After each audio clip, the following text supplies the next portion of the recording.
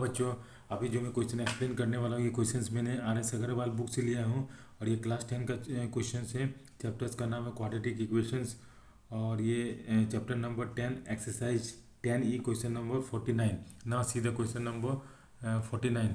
A passenger train takes 2 hours less for a journey of 300 kilometers.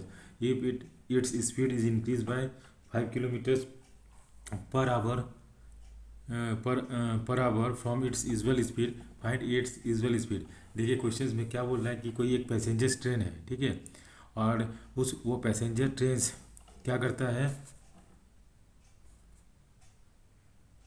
हाँ, वो passenger train 300 kilometre distance को cover करने के लिए कुछ टाइम्स लगेगा। तो बोला कि जब वो अपना यूजुअल स्पीड पे जाता है तो उस 300 किलोमीटर्स को कवर करने के लिए कुछ टाइम लगेगा। लेकिन क्वेश्चंस में बोल रहा है कि if it speed is increase by 5 kilometre per hour, मतलब यूजुअल स्पीड से वो 5 किलोमीटर पर आवर अपना स्पीड बढ़ा देता है तो उसी डिस्टेंस को कवर करने के लिए उसको 2 घंटा कम लगता है। तो क्वेश्चंस में पूछ रहा है कि मतलब ट्रेन का जो अपना यूजुअल स्पीड, मतलब ट्रेन को किस स्पीड पे चल रहा था पहले, ठीक है। हम लोग क्या करेंगे, क्या करेंगे हम लोग मान लीजिए ये ए से बी 2 स्टेशन से जिसका डिस्टेंस कितना है, मान लेते हैं 300 किलोमीटर, ठीक है। तो मान लीजिए जो 300 किलोमीटर डिस्टेंस को ये पैसेंजर ट्रेन से जब अपना यूजुअल स्पीड से चलता है तो कितना टाइम में कवर करता है। तो हम क्या करते हैं, लिखिए लेट द स्पीड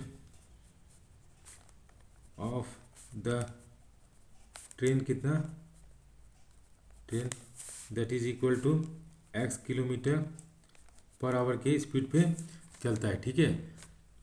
तो अब डिस्टेंस कितना है, that distance is equal to कितना है 300 किलोमीटर।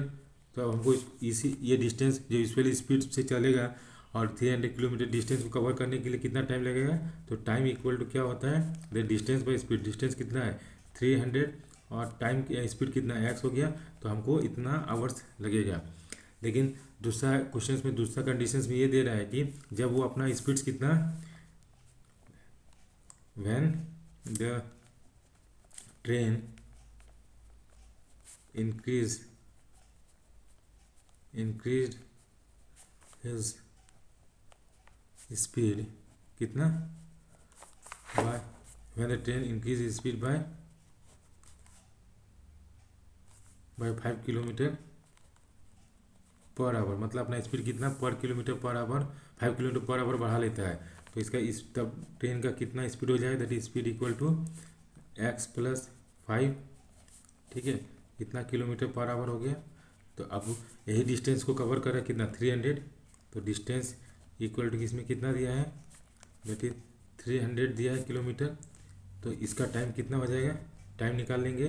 जब इसका स्पीड्स 5 किलोमीटर पर आवर बढ़ा देता है तो कितना हो गया, time equal to distance that is 300 और स्पीड कितना हो गया x प्लस 5 आवर।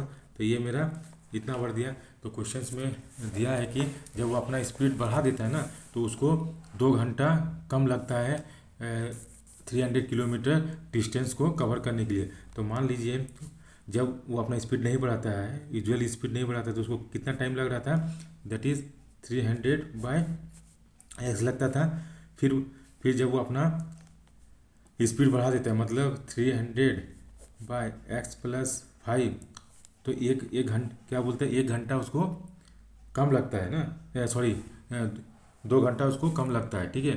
तो मान लीजिए 2 घंटा कम लगता है, ठीक है, 2 घंटा। तो देखिए इसको किस तरह से सेटिंग करना है। मान लीजिए ये पूरा जो टर्म्स है हम इसको a मानते हैं, ठीक है, और ये जो पूरा टर्म्स है इसको हम b मानते हैं, और ये कितना हो गया, ये +2। इस तरह का हम समझ लीजिए कि क्वेश्चन आ गया। तो मान लीजिए b का वैल्यू हम जब b यहाँ पे करते, b का वैल्यू हम जब 1 मानते हैं, b का वैल्यू, तो मेरा a का वैल्यू कितना हो गया 3 हो गया। मतलब जब b 1 घंटा में पहुँचता है तो a कितना घंटा में पहुँचेगा, 3 घंटा में। तो ये जो इक्वेशन है इसको समझ में आया कि किस तरह से लिखें। या दूसरा है कि जब भी हम किसी सेम देखिए इसमें सेम न्यूमरेटर सेम है लेकिन डिनोमिनेटर अलग है। तो जब हम न्यूमरेटर को डिनोमिनेटर जब सॉरी जब न्यूमरेटर सेम है और इसमें क्या है कि जो डिनोमिनेटर है वो अलग है, तो हम ज़्यादा नंबर से न्यूमरेटर को डिवाइड करेंगे तो मेरा वैल्यू क्या आएगा, कम आएगा। और कम नंबर से डिवाइड करेंगे न्यूमरेटर को तो मेरा जो वैल्यू आएगा वो ज़्यादा आएगा। तो ये ज़्यादा आएगा तो इसी को पॉजिटिव साइन आएगा, तो इसको और ये क्या आएगा, इससे कम आएगा।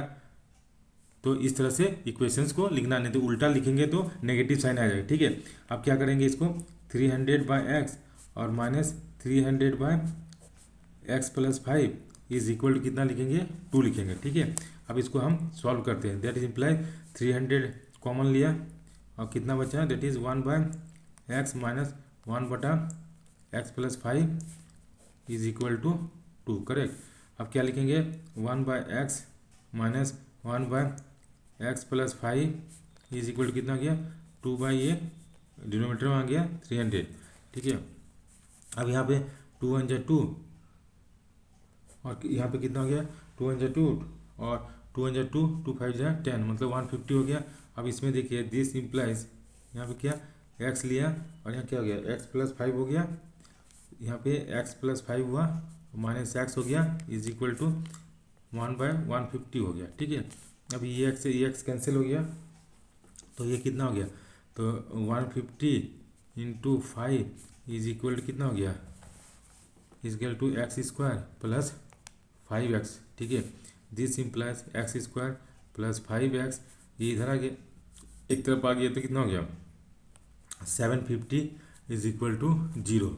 अब देखिए क्या, यहाँ से x का वैल्यू निकालते हैं, वो क्वाड्रेटिक फार्मूला से, जैसे अल्फा बीटा का रूट से निकालते थे। x इक्वल टू कितना हो गया, -b -5 प्लस माइनस √b², 5 का स्क्वायर -4 × 1 × -750/2।